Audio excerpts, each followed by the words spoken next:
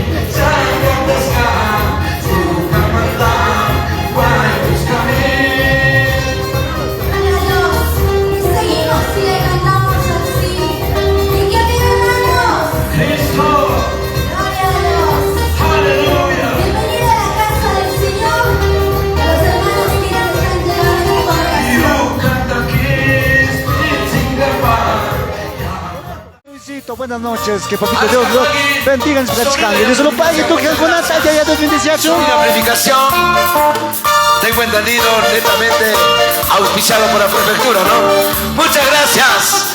Dios me lo bendiga. Claro que sí. Así empezamos el tiempo de concierto con el Ministerio de Coro Local de esta congregación, la Nueva Jerusalén. Y así le cantan mis amadas hermanas de esta congregación. Caipaguasa, listo, gacho, coro, buenas nuevas. Calancha. Gloria a Dios. Y así le cantamos al Señor.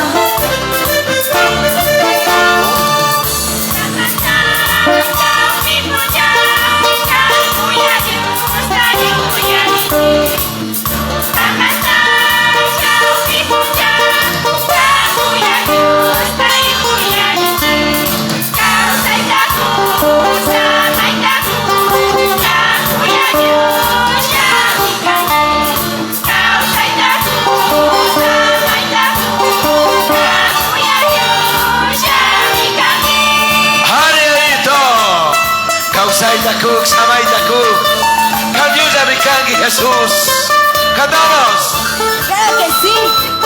De esta manera estamos continuando con el tiempo de conciertos. Por favor, ¿están listos? Coro, buenas nuevas, Calancha.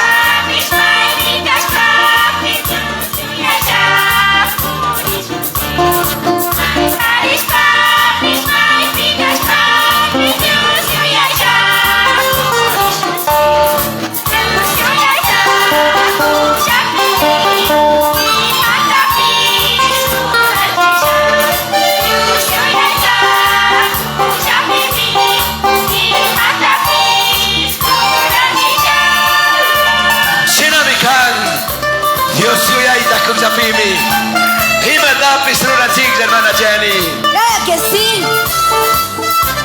Por el amor y la gracia del Señor estamos aquí y le alabamos de esta manera.